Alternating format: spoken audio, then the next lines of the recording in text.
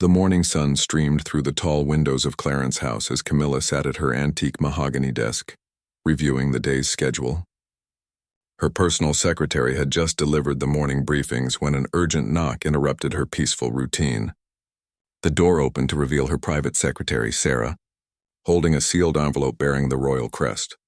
"Your Majesty, this just arrived from Buckingham Palace," Sarah said, her voice carrying an unusual tension. "It's marked as urgent and confidential." Camilla accepted the envelope with curiosity, breaking the wax seal with her ornate letter opener. As her eyes scanned the official document, her expression gradually shifted from mild interest to complete shock. The paper trembled slightly in her hands as she read the announcement twice, then a third time, unable to believe what she was seeing. The document outlined King Charles's decision to bestow a significant royal title upon Prince Louis, the youngest son of Prince William and Catherine. At just 10 years old, Louis would become the Duke of Sussex, a title that carried substantial prestige and responsibilities within the royal hierarchy. The announcement was scheduled for release later that week, giving family members time to prepare for the public reaction. What made this decision particularly shocking to Camilla was the timing and the implications. Her own grandson from her previous marriage, Tom Parker Bowles's son Freddie, was older than Louis and had been quietly hoping for some form of recognition within the extended royal family. While Freddie wasn't technically in line for the throne, Camilla had been subtly advocating for his inclusion in minor royal duties and ceremonial roles. The Queen Consort set the document down carefully, her mind racing with questions and concerns. Why hadn't Charles discussed this with her beforehand? They had always maintained open communication about family matters, especially those involving the children and grandchildren. This felt like a deliberate oversight, and Camilla couldn't shake the feeling that there were deeper political motivations at play. She walked to the window overlooking the garden, watching the gardeners tend to the autumn flowers. The irony wasn't lost on her that while she stood in one of the most powerful positions in the country, she felt completely powerless in this family decision. Her thoughts turned to Freddie, who was currently studying at university and had expressed genuine interest in supporting royal causes. He had attended several charity events with her and shown remarkable maturity for his age. Camilla's phone buzzed with a text message from her son Tom, asking if she had time for lunch later in the week. The timing seemed almost prophetic, as she knew this conversation about Louis's new title would inevitably come up during their meal. Tom had always been protective of his children, and had hoped they might eventually find their place within the broader royal framework, even if it was in a limited capacity. The more Camilla thought about the situation, the more frustrated she became. Prince Louis was already well positioned within the royal family as the third child of the future king. He would inherit significant wealth and status regardless of additional titles. Meanwhile, her own grandchildren existed on the periphery of royal life, welcomed at family gatherings but never fully embraced as part of the institution. She returned to her desk and picked up her personal phone, scrolling through her contacts until she found Charles's private number. Her finger hovered over the call button for several moments as she considered her approach. Confrontation had never been her preferred method of handling disagreements, but this situation felt different. This was about family, about fairness, and about the message being sent to the extended royal network. Instead of calling immediately, Camilla decided to gather more information. She reached for her secure phone and called her most trusted aide, Margaret, who had connections throughout the palace staff network. Within minutes, Margaret was on her way to Clarence's house with additional details about the decision-making process behind Louis's new title. "Ma'am, from what I've gathered, this decision was made quite suddenly," Margaret explained during their private meeting. "The king consulted with Prince William and the Princess of Wales, but it appears the discussion was limited to the immediate family. There's also talk that this move is designed to strengthen the succession line and provide additional support for Prince William's future reign." Camilla listened intently, her diplomatic training helping her maintain composure, even as her personal feelings churned beneath the surface. She understood the strategic reasoning behind the decision, but she couldn't ignore the personal slight it represented. Her family had made significant sacrifices to support the monarchy, and she had worked tirelessly to earn public acceptance after the difficult years following Diana's death. The afternoon brought additional complications when Camilla received a call from her daughter, Laura Lopes, who had heard rumors about the royal announcement through her own social connections. Laura's voice carried a mixture of disappointment and concern as she asked her mother about the implications for their family's standing within the royal hierarchy. "Mummy, is it true about Prince Louis?" Laura asked. "Because if it is, I think we need to have a serious family discussion about where we all stand in this institution." Camilla assured her daughter that they would address the situation appropriately, but privately she was beginning to realize that this wasn't just about a title for a young prince. This was about the future structure of the royal family, and whether there would be room for her side of the family tree as the monarchy evolved. As evening approached, Camilla made her decision.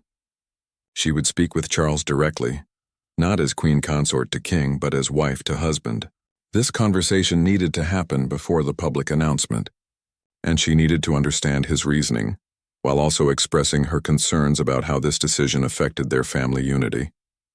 She scheduled a private dinner for the following evening, sending word through their shared secretary that she needed to discuss an urgent family matter. The stage was set for what promised to be one of the most challenging conversations of their marriage, with implications that would ripple through the royal family for years to come. The private dining room at Highgrove House was illuminated by candlelight, as Camilla waited for Charles to arrive for their dinner. She had chosen this location deliberately, knowing that the peaceful countryside setting often helped them navigate difficult conversations with greater ease. The familiar surroundings of their beloved home might provide the comfort needed for what promised to be a challenging discussion. Charles entered the room with his usual warm smile, but Camilla could sense the tension in his shoulders. He had likely anticipated that this dinner was about more than their usual evening routine. They exchanged their customary greeting, and Charles poured them each a glass of wine from their private collection before settling into his chair across from her. "You seemed quite urgent in your message," Charles began, studying his wife's face carefully. "I assume this is about the announcement regarding Louis." Camilla took a measured sip of her wine before responding. "Yes, it is. Charles, I have to say I was quite surprised to learn about this decision through an official document rather than a conversation between us. We've always discussed family matters openly, and this feels like a significant departure from our usual approach." The king set down his glass and leaned back in his chair, his expression becoming more formal. "Camilla, this wasn't a personal decision. This was a strategic move for the monarchy's future. Louis's position needed to be solidified, and the timing was right given the current political climate. But what about the timing for our family?" Camilla asked, her voice remaining calm but firm. "What about Freddie and Eliza? They're part of this family too, Charles. They've supported the monarchy, attended events, and shown genuine commitment to royal causes, yet they're consistently overlooked when opportunities arise." Charles shifted uncomfortably, recognizing the validity of her concerns, but also feeling the weight of constitutional responsibilities. "Darling, you know the situation is complicated. Louis is in the direct line of succession. Freddie and Eliza, while beloved family members, are not. The public and Parliament expect titles to follow traditional succession lines." Camilla's composure began to crack slightly as years of frustration surfaced. "Traditional lines? Charles, when we married, you promised that my family would be welcomed and valued within the royal framework. I've watched my children and grandchildren stand on the sidelines, while younger members of your family receive honors and recognition. How is that fair?" The conversation paused as their dinner was served by discreet staff members who quickly departed, leaving the couple alone with their heated discussion. Charles attempted to lighten the mood by commenting on the meal, but Camilla was not ready to move past the topic that had brought them together. "This isn't just about a title, Charles," she continued. "This is about what message we're sending to the public and to our own family. Are my grandchildren second-class royals? Will they always be relegated to the background while your biological grandchildren take center stage?" Charles felt the sting of her words, recognizing the pain behind them. He had indeed struggled with balancing his role as king with his role as stepfather and step-grandfather. The constitutional requirements often conflicted with his personal desires to create an inclusive family environment. "Camilla, you're being unfair," he said, his own frustration beginning to show. "I've bent over backwards to include your family in royal life. Tom and Laura have been given opportunities that previous stepchildren never received. Freddie and Eliza have attended state dinners, participated in royal engagements, and been photographed as part of the official family. Participated, yes, but never honored, Camilla shot back. They're always the supporting cast, never the stars. And now Louis, who's barely old enough to understand what a duchy means, receives one of the most prestigious titles available. How do you think that makes Freddie feel? He's 17 and deeply interested in history and royal protocol. He would treasure such recognition. The king stood up and walked to the window, gazing out at the gardens they had cultivated together over the years. The irony wasn't lost on him that they were arguing about family inclusion in a place that represented their own successful blending of lives and interests. The Duke of Sussex title became available, and the timing coincided with our need to strengthen Louis's position, Charles explained. This wasn't about diminishing your grandchildren. It was about securing the monarchy's future stability. Camilla rose from her chair and joined him at the window. Charles, I understand the constitutional requirements, but I also understand family dynamics.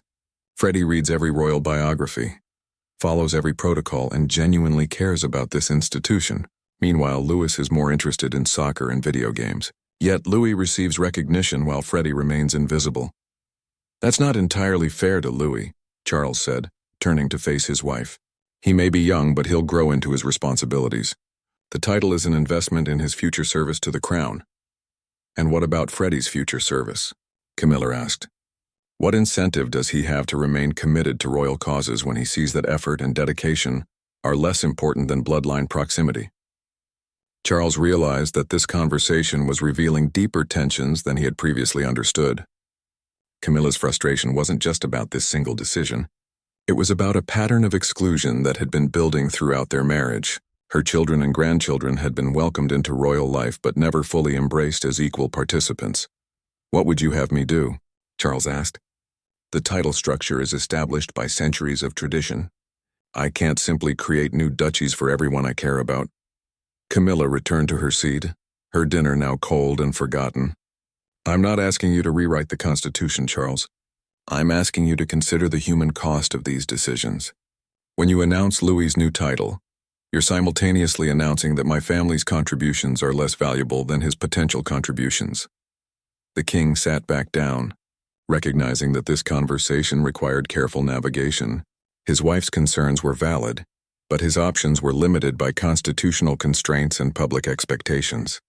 He needed to find a way to address her feelings without compromising the monarchy's structural integrity. Perhaps we could explore other forms of recognition, Charles suggested.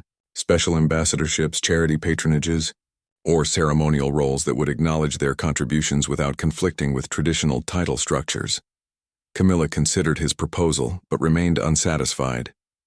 Charles, you're missing the point.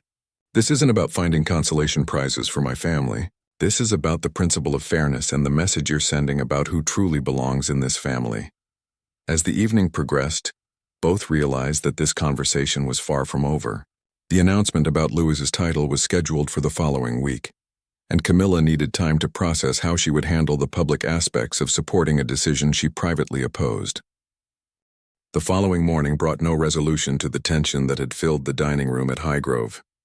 Camilla woke early, having spent much of the night replaying the conversation with Charles and feeling increasingly frustrated with his inability to see her perspective. She dressed quietly and made her way to the morning room, where she found a handwritten note from Charles explaining that he had returned to London early for urgent meetings. The note was polite but distant, a clear indication that their disagreement had created a rift that wouldn't be easily repaired. Camilla folded the paper carefully and placed it in her personal drawer, adding it to the growing collection of communications that marked difficult moments in their marriage. Her phone rang as she was finishing her morning tea, and she was surprised to see Tom's name on the caller ID. Her son rarely called so early in the day, and she immediately sensed that news of the royal announcement had somehow reached him ahead of schedule. "Mum, we need to talk," Tom said without his usual pleasantries. "I've just had the most interesting conversation with a journalist friend who's been given advance notice of a major royal announcement involving Prince Louis. Please tell me you knew about this before everyone else." Camilla felt her heart sink as she realized the news was already circulating in media circles. "Tom, can you come to Highgrove today?" This isn't a conversation for the telephone. Within 2 hours, Tom had made the drive from London, bringing with him an energy that filled the normally peaceful house. He found his mother in the garden, aggressively deadheading roses in a way that suggested she was working through her frustrations with physical activity.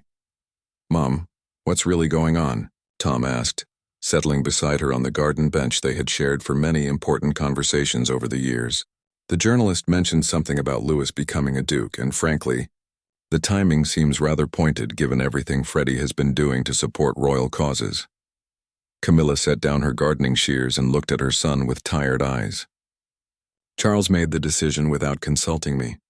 I learned about it through an official document delivered to my office like I was just another member of the royal household staff." Tom's expression darkened as he processed this information. He had always maintained a respectful relationship with his stepfather, but this felt like a deliberate slight against his family. "Mom, this is bigger than just a title. This is about whether we're actually considered part of this family, or just convenient accessories when they need us for public appearances." "That's exactly what I told Charles last night," Camilla replied. "But he insists this is purely constitutional, that Louis needed the recognition to strengthen his position in the succession line." "Constitutional?" Tom laughed bitterly. "Freddie has spent the last 2 years studying constitutional monarchy at university specifically because he wanted to understand how he could best serve the crown. He's written papers on royal patronage systems and attended every charity event. You've invited him to. Meanwhile, Louis can barely sit still through a formal dinner." Camilla reached for her son's hand, feeling grateful for his support but also worried about where this anger might lead. "Tom, we need to be careful about how we handle this. I'm queen consort, and I have responsibilities to the institution even when I disagree with specific decisions." "But what about your responsibilities to your own family?" Tom asked. "Mom, you've sacrificed so much to make this marriage work, to win over the public, to prove that you deserved your place beside Charles. And now he's making decisions that directly undermine your children and grandchildren without even discussing it with you first." As they talked, Camilla's phone buzzed with a message from Laura, asking if the rumors about Louis were true and whether they needed to have a family meeting. The situation was clearly escalating beyond what Camilla had initially anticipated, and she realized that her family's reaction might force her to take a stronger stand than she had originally planned. "Tom, I need you to help me think through this strategically," Camilla said. "If I push too hard, I risk damaging my relationship with Charles and potentially my position as queen consort. But if I don't push at all, I'm essentially accepting that your children will always be treated as secondary family members." Tom stood up and paced across the garden path, his business background evident in his analytical approach to the problem. "Mom, you're thinking about this wrong. You're not just queen consort in this situation. You're also a mother and grandmother who has every right to advocate for fair treatment of her family." "But the institution comes first," Camilla said, repeating the mantra that had guided her through years of royal protocol training. "Does it?" Tom challenged. "Because from where I'm sitting, it looks like Charles is putting his biological family first and expecting you to simply accept whatever decisions he makes. Regarding everyone else, their conversation was interrupted by the arrival of Camilla's private secretary, who brought news that several media outlets were requesting statements about the upcoming royal announcement. The palace had apparently decided to move up the timeline for the public release, possibly due to leaks in the press, "Ma'am. The King's office is asking for your schedule this afternoon," the secretary explained. "They want to coordinate statements and public appearances related to the announcement about Prince Louis." Camilla felt a surge of anger at being treated like a supporting player in what should have been a family decision. "Please tell the King's office that I'm unavailable this afternoon, and that I'll need to review any statements before they're released." After the secretary left, Tom looked at his mother with a mixture of admiration and concern. "Mom, you're going to have to decide whether you're going to support this publicly or whether you're going to make your feelings known." "I can't publicly oppose my husband's decision," Camilla said. "That would be devastating for the monarchy. But you can't pretend to enthusiastically support it either," Tom replied. "People will see right through that, especially your own family." As the afternoon progressed, more family members began reaching out with questions and concerns. Laura called to express her disappointment, while Freddie himself sent a mature but clearly hurt text message congratulating Prince Louis while wondering aloud about his own future role in royal life. Each conversation reinforced Camilla's growing realization that this situation was about more than protocol or tradition. It was about the fundamental question of whether her family would ever be truly accepted as equals within the royal framework, or whether they would always remain well-treated outsiders looking in. By evening, Camilla had made a decision that surprised even herself. She would attend the official announcement as required by her position, but she would also schedule a private family meeting to discuss their collective response to what she now saw as a pattern of exclusion that needed to be addressed directly with Charles. The family meeting took place at Ray Mill House, Camilla's private retreat that had always served as neutral ground for sensitive discussions. Laura arrived first, her usually composed demeanor showing signs of strain as she greeted her mother with an unusually tight embrace. Tom followed shortly after, accompanied by his son Freddie, who had driven down from university specifically for this gathering. Freddie's presence added an emotional weight to the meeting that surprised everyone. At 17, he carried himself with remarkable maturity, but the disappointment in his eyes was unmistakable. He had grown up believing that his dedication to royal history and protocol might eventually earn him a meaningful place within the family institution, only to watch that hope diminish with each passing year. "Gran, I want you to know that I'm not angry," Freddie began as they settled in the comfortable sitting room. "I'm just confused about what message this sends about effort and commitment versus birthright and proximity." Camilla felt her heart break a little as she listened to her grandson's carefully chosen words. He was handling the situation with more grace than many adults would manage, but she could see the hurt behind his diplomatic language. "Freddie, sweetheart, this doesn't reflect on your value to this family or your potential contributions to royal causes," Camilla said, reaching for his hand. "This is about politics and protocol, not about personal worth." Laura shook her head firmly. "Mom, that's exactly the problem. Everything in this family has become about politics and protocol. When did we stop being people who matter and start being people who are managed?" Tom leaned forward in his chair, his business instincts engaged. "Let's be honest about what's happening here. Charles made a unilateral decision that affects our entire family's standing, and he didn't consult with Mom beforehand. That's not politics or protocol. That's poor family management." "It's also a pattern," Laura added. "Remember when Eliza wasn't included in the official Christmas photos 2 years ago? Or when Freddie's charity work was edited out of the documentary about royal youth engagement? We keep getting pushed to the edges while being expected to smile and support decisions that diminish our importance." Camilla found herself in the difficult position of defending her husband while simultaneously acknowledging her family's legitimate grievances. "I understand your frustrations and I share many of them. But we also need to remember that Charles is navigating complex constitutional requirements and public expectations." "Constitutional requirements?" Freddie asked, his academic interest overriding his personal disappointment. "Gran, I've studied this extensively. There's no constitutional requirement that Prince Louis receive a duchy at age 10. The Duke of Sussex title was available, yes, but it could have remained vacant or been granted to someone who had actually demonstrated service to the crown." The weight of her grandson's knowledge impressed and saddened Camilla simultaneously. Here was a young man who had invested considerable time and energy into understanding the very system that was now excluding him from meaningful participation. Tom stood up and walked to the window, his frustration evident in his posture. "Mum, I think we need to consider the possibility that Charles simply doesn't see us as full family members. We're useful for public appearances and family photos, but when it comes to actual recognition or advancement, we're always passed over." "That's not fair to Charles," Camilla protested, though even as she said it, she wondered if there might be some truth to Tom's assessment. "He's included all of you in royal life far more than previous monarchs would have with step-family members." "Included us, yes," Laura said, "but never truly embraced us. There's a difference between tolerance and acceptance, Mum. We've been tolerated, but we've never been fully accepted as equals." The conversation was interrupted by a phone call from Camilla's private secretary, informing her that the palace had scheduled a photo shoot for the following day, featuring King Charles, Prince William's family, and notably, the newly titled Prince Louis. Camilla's family members were conspicuously absent from the invitation list. After ending the call, Camilla looked around the room at her family members' expectant faces. They want me there for the photo shoot tomorrow, but none of you were invited. Of course we weren't, Tom said with bitter resignation. We're not part of the story they want to tell about Louis's new title. We're just reminders that modern royal families are more complicated than the public prefers to imagine. Freddie, who had been quietly listening to the adult conversation, suddenly spoke up with surprising firmness. Gran, I think you need to make a choice.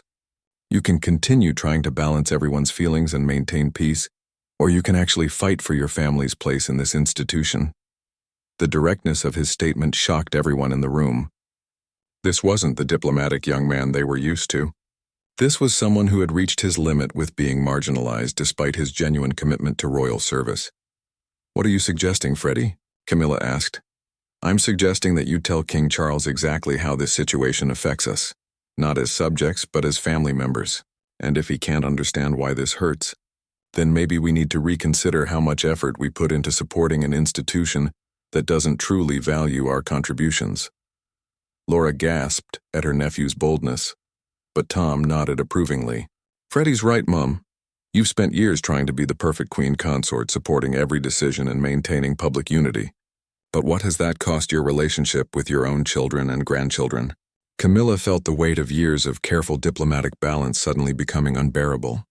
She had indeed prioritized her royal role over her maternal instincts, always assuming that her family would understand and accept their secondary status. But looking at Freddie's mature disappointment and her children's accumulated frustrations, she realized that her approach had failed to protect the people she loved most.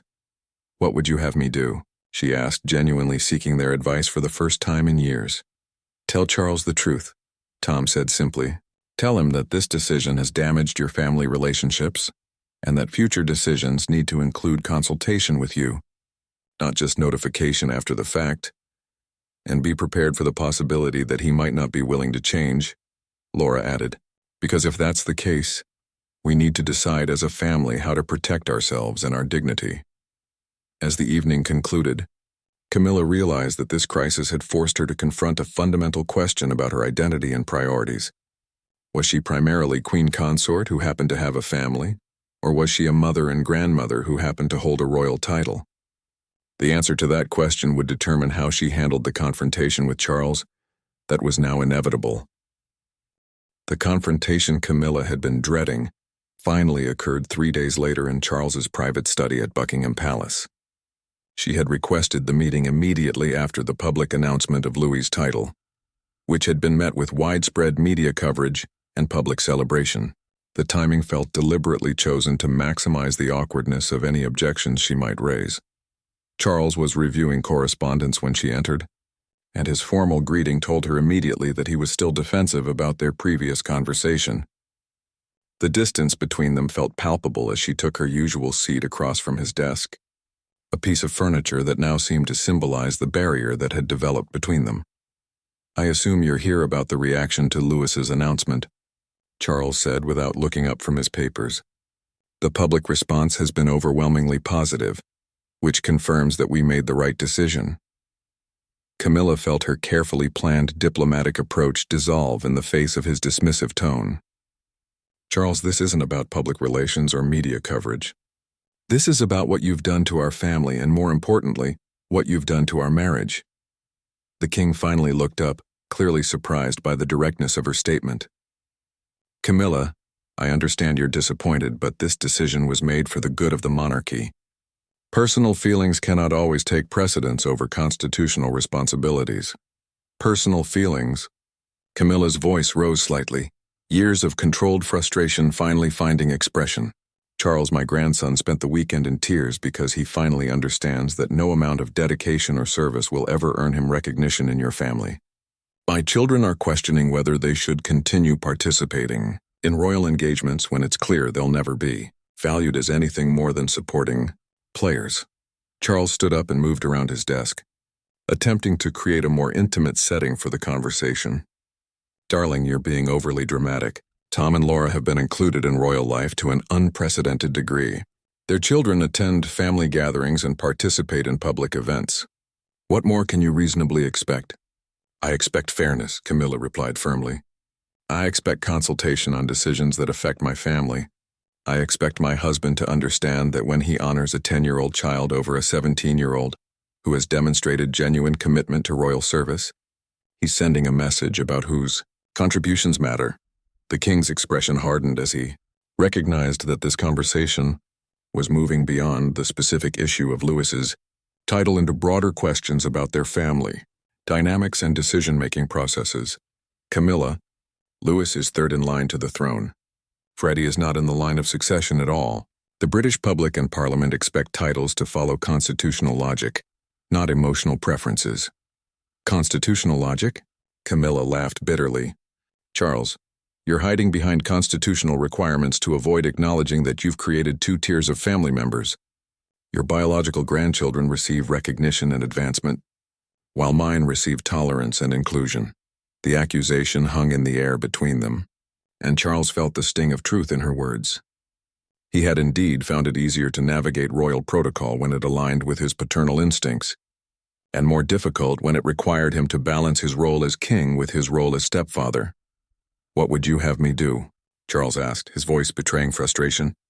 Create new titles specifically for your grandchildren? Ignore centuries of precedent to accommodate modern family dynamics? I would have you consult with me before making decisions that affect my family, Camilla said. I would have you consider the human cost of your choices, not just the constitutional convenience. And I would have you acknowledge that fairness sometimes requires creative solutions, not rigid adherence to outdated systems. Charles walked to the window overlooking the palace gardens, a space that usually brought him peace but now felt constricting. Camilla, you knew when we married that this situation would be complicated. Blended families in the monarchy face unique challenges that don't exist in private life. I knew it would be complicated, Camilla agreed, but I also believed that we would face those complications together, as partners. Instead, you make unilateral decisions and expect me to publicly support choices that privately hurt my family. The conversation was interrupted by a knock on the door, and Charles's private secretary entered with urgent papers requiring his signature. The interruption provided a moment for both of them to collect their thoughts, but it also highlighted the constant pressure of royal responsibilities that often crowded out personal relationships. After the secretary left, Charles returned to his chair with a heavy sigh.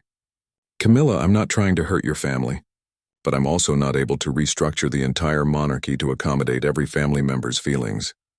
I'm not asking you to restructure the monarchy, Camilla replied. I'm asking you to be a better husband and stepfather. I'm asking you to include me in decisions that affect my children and grandchildren, and I'm asking you to find ways to recognize their contributions that don't require constitutional revolution. Charles considered her words carefully, beginning to understand that this crisis was about more than royal titles or family hierarchy. It was about respect, communication, and the fundamental question of whether their marriage could survive the competing demands of personal relationships and institutional responsibilities. What specifically are you asking for? He said finally. Camilla had prepared for this question during her sleepless nights following the family meeting. I want meaningful consultation on family decisions, not notification after the fact. I want creative exploration of ways to recognize my grandchildren's contributions, even if those ways don't follow traditional patterns. And I want acknowledgement that the health of our marriage depends on both of us feeling heard and valued. The king sat quietly for several minutes, weighing his wife's requests against his understanding of constitutional requirements and public expectations. He could see the logic in her position, but he also felt the weight of precedent and protocol that had guided royal decision-making for generations. I need time to consider how we might address your concerns without creating constitutional complications, Charles said finally. But I also need you to understand that some decisions will always be constrained by factors beyond our personal preferences. Camilla recognized this as the closest thing to a concession she was likely to receive in the immediate term.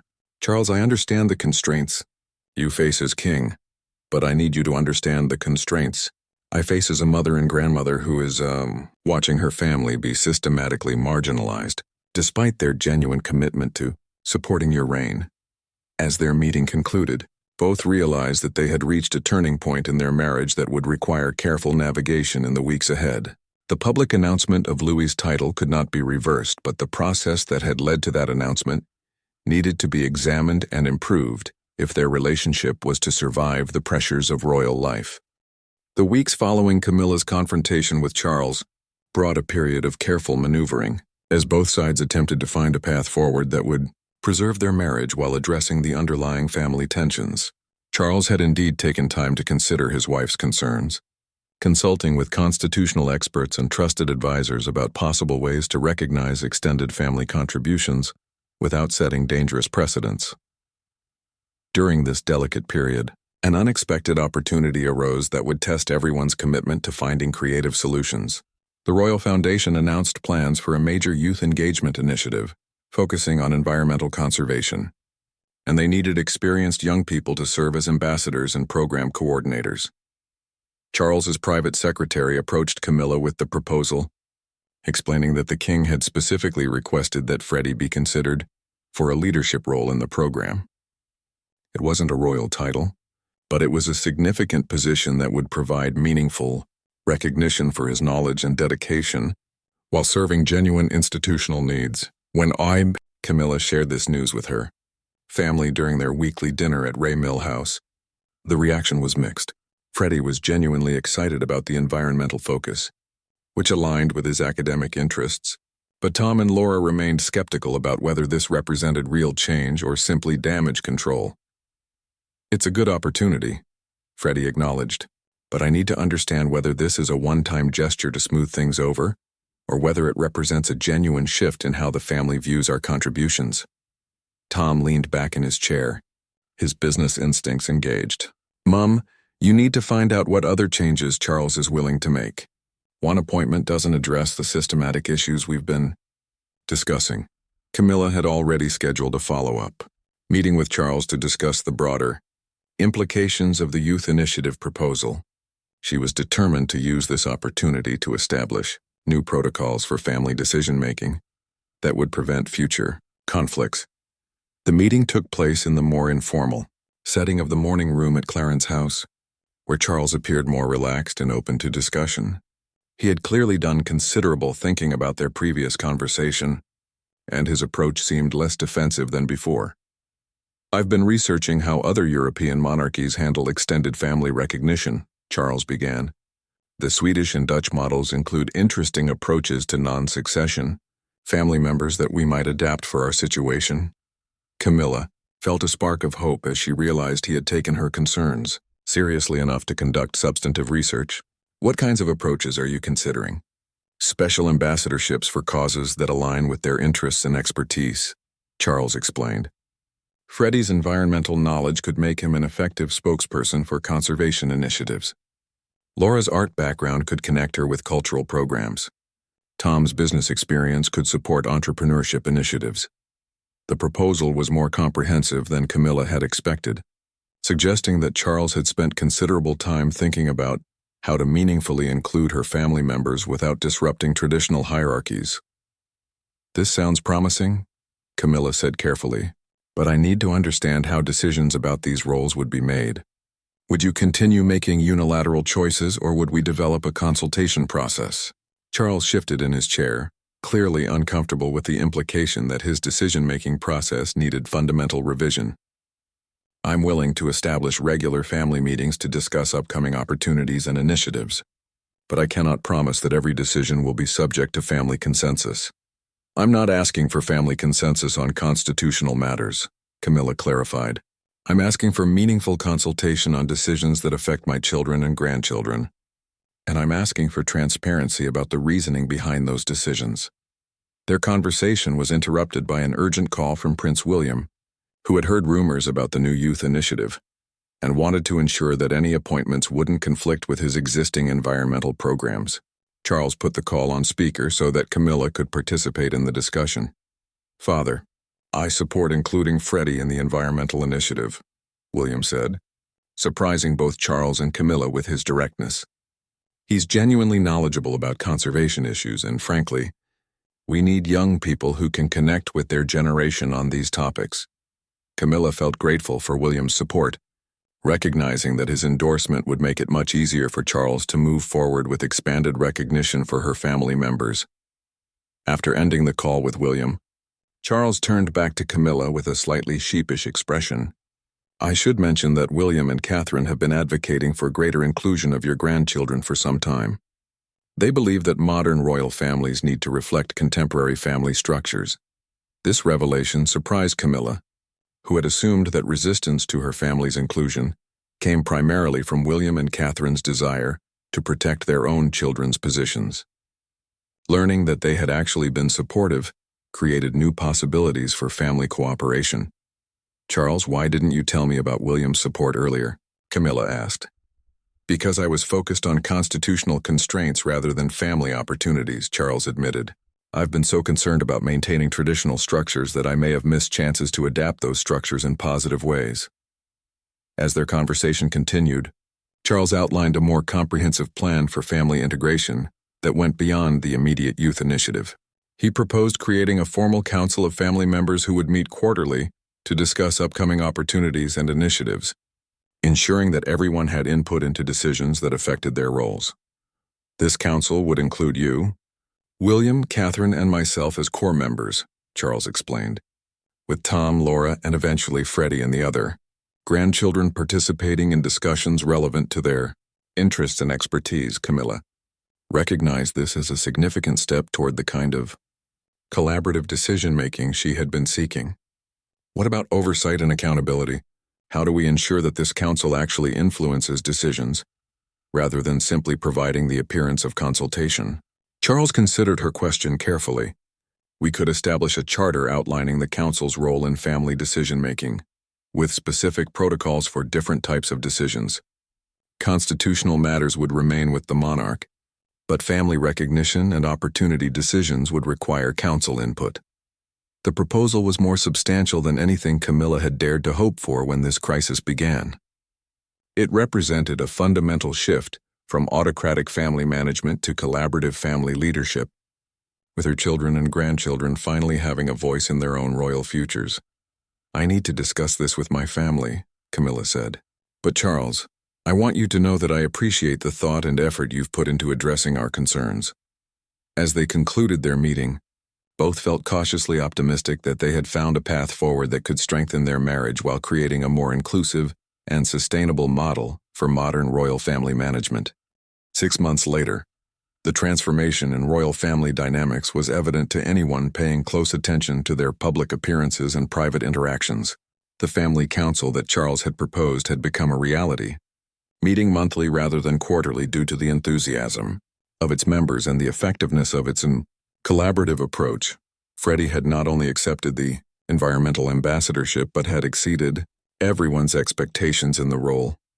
His Youth Climate Summit had attracted international attention, and his genuine passion for conservation had earned him respect from environmental leaders across Europe. More importantly, he had found his place within the royal framework without compromising his individual identity or interests. The success of Freddie's appointment had opened doors for other family members as well. Laura had been appointed as a special cultural ambassador, focusing on emerging artists and innovative art programs. Tom had begun working with royal business initiatives, using his entrepreneurial experience to support young business leaders across the Commonwealth. Camilla watched these developments with a mixture of satisfaction and relief.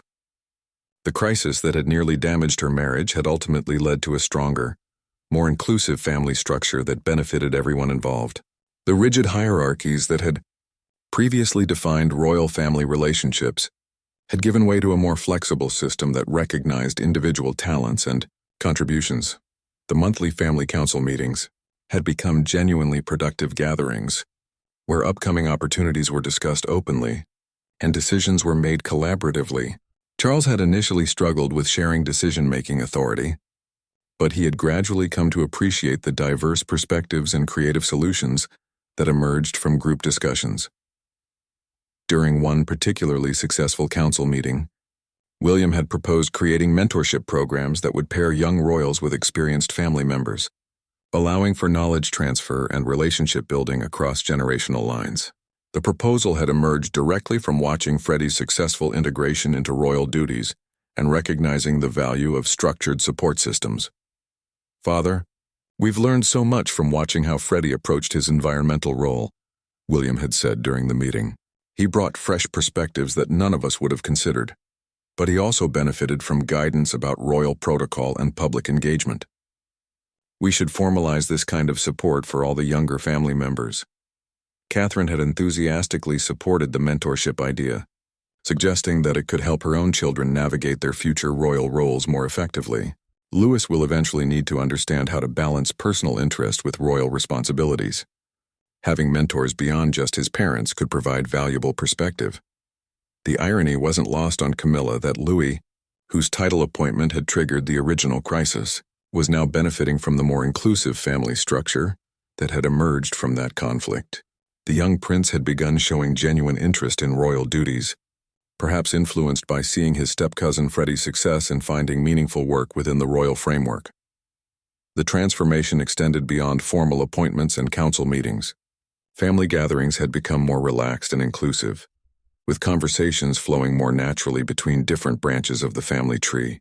Freddie and Louis had developed an unexpected friendship, bonding over their shared experiences of growing up in the public eye. Despite their different positions in the succession line, Charles had privately admitted to Camilla that the family council had improved not just their internal dynamics, but also their public effectiveness. The diverse backgrounds and perspectives of council members had led to more innovative and relevant royal initiatives that better reflected contemporary British society. I was so focused on maintaining tradition that I nearly missed the opportunity to strengthen tradition through thoughtful evolution, Charles had confessed during one of their private dinners. Your willingness to challenge my decisions even when it was uncomfortable ultimately made us a stronger family and a more effective monarchy. The public had noticed the changes as well, though they understood them as natural family growth rather than the result of serious internal conflicts. Media coverage of royal family events had become more positive and engaging, reflecting the genuine enthusiasm and collaboration that now characterized their public appearances. Camilla's relationship with Charles had not only recovered from the crisis but had deepened. Through their shared commitment to building a more inclusive family structure, they had learned to navigate the complex balance between institutional responsibilities and personal relationships, developing communication patterns that prevented future crises while maintaining respect for both constitutional requirements and family needs. The quarterly family photos now told a different story than they had a year earlier. Instead of formal hierarchical arrangements that emphasized succession lines and traditional roles, the images captured a genuinely connected extended family where everyone appeared comfortable and valued. Freddie stood confidently among his royal relatives, no longer an outsider looking in, but a contributing member with his own important role to play. As Camilla reflected on the journey from crisis to resolution, she recognized that the conflict over Louis's title had ultimately served as a catalyst for positive changes that might never have occurred without that dramatic confrontation. The pain and frustration her family had experienced had been real and valid, but their willingness to fight for inclusion and respect had created opportunities for everyone. The lesson, she realized, was that sometimes the most difficult conversations lead to the most meaningful progress. Her decision to challenge Charles's unilateral decision-making had risked their marriage and her position, but it had also opened the door to a more sustainable and satisfying model for royal family life. Looking ahead, Camilla felt optimistic about the future. The family council continued to evolve and improve.